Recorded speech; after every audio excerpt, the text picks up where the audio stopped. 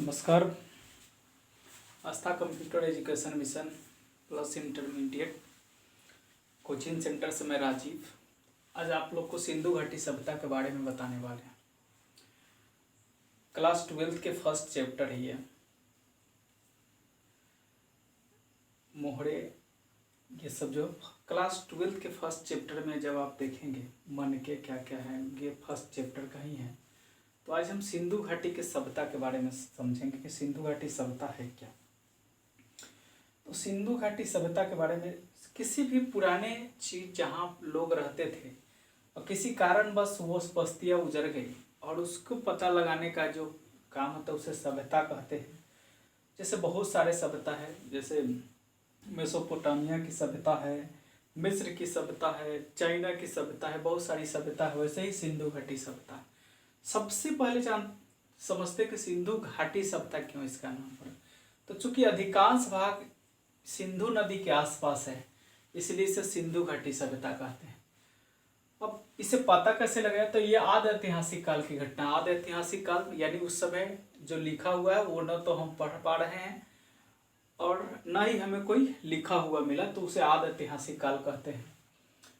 और ये कब की घटना है यानी कितना दिन पुराना सभ्यता है, तो देखिए 2300 BC से लेकर 1750 BC तक की सभ्यता है। और ये कहा किसने, BC बिफोर क्राइस्ट, सीजे गोयड महोदय ने ये कहा है कि इतना पुराना सभ्यता है। अब चलते कि ये सभ्यता आखिर है तो कहाँ है। जैसे यहाँ हमने लिखा भूमिका उत्पत्ति, ये सब हम समझा देंगे आपको। तो सबसे पहले सभ्यता की खोज पुरातत्व विभाग का, अगर भारतीय पुरातत्व विभाग का अगर जनक किसे मानते हैं तो अलेक्जेंडर कनिंघम को मानते हैं। ये क्वेश्चन पूछता है, आप इसे गौर से सुनेंगे। चार्ल्स मेसन ने सबसे पहले ये सिंधु घाटी सभ्यता के बारे में पढ़ा, बताया कि यहाँ पे भी कोई सभ्यता है, छुपा हुआ है। उनके बाद जॉन मार्शल आए, उनके नेतृत्व में दयाराम साहनी और राखालदास बनर्जी ने इस सभ्यता की खोज करना शुरू की कि यह सभ्यता कहाँ से पड़ी। उससे पहले की बात करते हैं।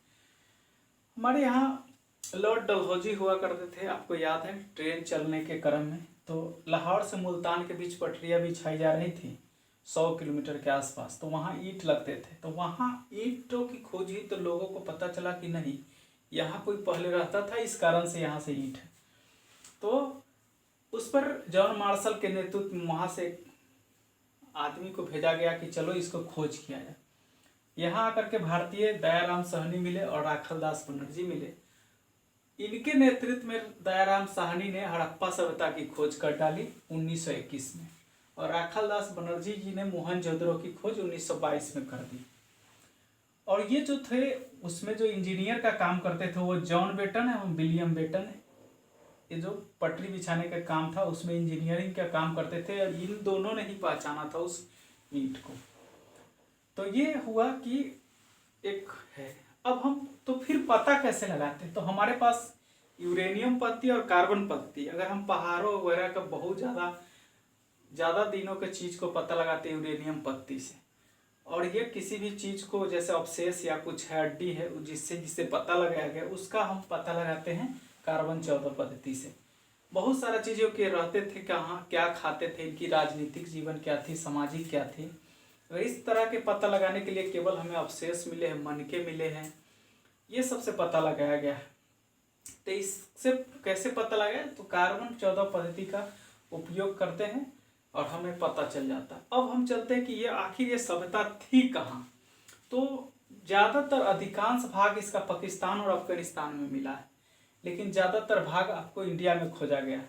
आज़ादी से पहले मात्र 40 स्थानों की खोज की गई थी और आज़ादी के बाद 1400 स्थानों की खोज की गई, जिसमें आपको बता दें कि भारत में 925 स्थानों की खोज की गई है, पाकिस्तान ने 475 स्थानों की खोज कराई है और अफगानिस्तान में 2 ही है, मुंडी का और सुत्कांगडोर, यही 2 था। खैर आगे के वीडियो में, एक वीडियो में ये नहीं हो पाएगा, दूसरा वीडियो भी इसका बनाना पड़ेगा। अब इसका क्षेत्र क्या था तो वो समझ लीजिए। अगर हम इसे उत्तर से दक्षिण की तरफ माने तो यहाँ 1400 किलोमीटर था। अगर हम पूरब से पश्चिम की तरफ माने तो 1600 किलोमीटर था और ये हम बंगाल नहीं, बे ऑफ बंगाल में अरबियन सी के तरफ से माने तो 1300 किलोमीटर थे। इस प्रकार से लगभग 20 लाख हेक्टेयर में ये फैला था। तो टोटल इसका एरिया वो था। अब हम चलते हैं कुछ और चीज देख लेते हैं, देखते हैं कि भूमिका क्या है। यानी हम पढ़ेंगे कि ये आया कहाँ से सभ्यता। तो बहुत सारी सभ्यता थी, जैसे मैंने आपको बताया मिस्र की सभ्यता, मेसोपोटामिया की सभ्यता, उसको देख करके हुआ। उत्पत्ति कैसे हुई, तो जॉन विलियम और विलियम बेटन ने इसकी खोज करना शुरू किया। किसके, चार्ल्स मेसन ने इसे पहली बार देखा। तो यहाँ से कालक्रम क्या है, तो 2300 BC से लेकर के 1785। महत्वपूर्ण स्थल कौन है, तो महत्वपूर्ण स्थल में थोड़ा सा यहाँ डालते हैं नजर। जम्मू कश्मीर मांदा, पंजाब में रोपर है, हरियाणा में राखी गढ़ी और बनवाली है, उत्तर प्रदेश में आलमगीरपुर है, राजस्थान में कालीबंगा है, गुजरात में धौलावीरा और सुत्तकौकदा है, और महाराष्ट्र में दायमाबाद है। ये हमारे भारत के खोज है, बाकी का खोज भी हम बता देंगे अगले वीडियो में। अब चलते, विस्तार तो हो गया। सामाजिक कैसे थे, तो समाज बढ़ा चढ़ा परिवार था। पहली बार नगरीय सभ्यता की देन थी कि पहली बार ये नगरीय सभ्यता थी। प्रत्येक जगह सड़क एक दूसरे को समकोण पर काटती थी। सबसे अच्छा जलाशय की व्यवस्था थी, जल निकासी की व्यवस्था सर्वोत्तम थी। और आपको बता दें ये कांस्य युगीन सभ्यता थी। तो कांस्य युगीन सभ्यता थी तो इसमें लोहे की खोज नहीं हुई थी। लोहा की खोज आपको जैसे पता है कि 1000 BC के बाद ही हुआ है। तो लोहे की खोज नहीं थी। तांबा कांसा से बने, तांबा और टीन मिला करके कांसा बनता था, जिससे बहुत सारे खोज की गई है। उसके बाद क्या है, तो इसका हो गया सामाजिक। समाज कैसे रहते थे लोग, कोई मूर्ति का अवशेष नहीं मिला हो, नृत्य करती हुई मूर्तियाँ, कभी कुछ।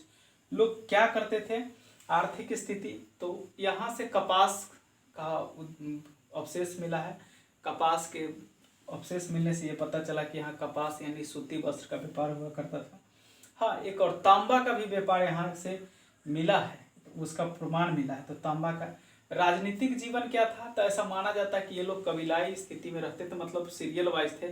कुछ अच्छे लोग थे जो ऊपर के में रहते थे, और 2 लोगों को रहने के लिए अलग अलग जगह बना हुआ था। जैसे ऊपरी स्थान पे अधिकारी टाइप के लोग रहते थे, और निचले टाइप में जो किला कहलाता था, 2 किला, निचले में कामगार रहते थे। तो इस प्रकार से इसका राजनीतिक जीवन था। आर्थिक जीवन तो बता दिए कि यहाँ जौ मिला है, अनाज का भी अवशेष मिला है, यहाँ दलहन मिला है, यहाँ सरसों के अवशेष मिले हैं। तो अब धार्मिक क्या था, तो ये लोग पीपल की पूजा करते थे, सांड की पूजा करते थे, ऐसा माना वहाँ देखा गया है। और पतन का क्या कारण था, तो बहुत लोगों ने ये बताया। मार्टिन विनर ने सबसे पहले ये बताया कि और जॉन मार्शल साहब ने बताया कि जब ये हड़प्पा सभ्यता की खोज कर रहे थे, तो मोहनजोदड़ो का, तो यहाँ 7 बार उस समय बाढ़ आया था। और मोहनजोदड़ो का मतलब होता है मृतकों का टीला। तो इस प्रकार से आप अच्छा से देखेंगे कि यही पूछता है कि कहाँ क्या है। तो इस प्रकार से आज के लिए बस इतना ही। अब 2 चीज हम आपको अगली बार करेंगे कि पतन का कारण अगर मूलतः माना जाए तो बाढ़ का कारण ही पतन हुआ, कि जलाशय हो गया पूरा जगह और सभी पूरे के पूरे डूब गए, जिसके कारण आगे नहीं बढ़ पाए। अगले वीडियो में हम देखेंगे प्रमुख स्थल एवं नदी और वहाँ से क्या मिले, जैसे कहाँ से क्या मिला, कहाँ से जोता हुआ खेत मिला, कहाँ से मूर्ति मिली, ये सब हम अगले वीडियो में देखेंगे।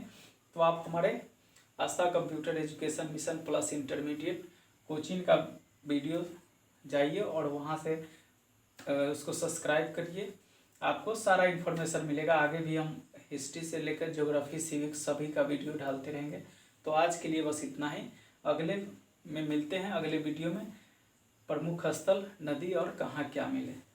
तो देखने के लिए बहुत बहुत धन्यवाद। जय हिंद, जय भारत।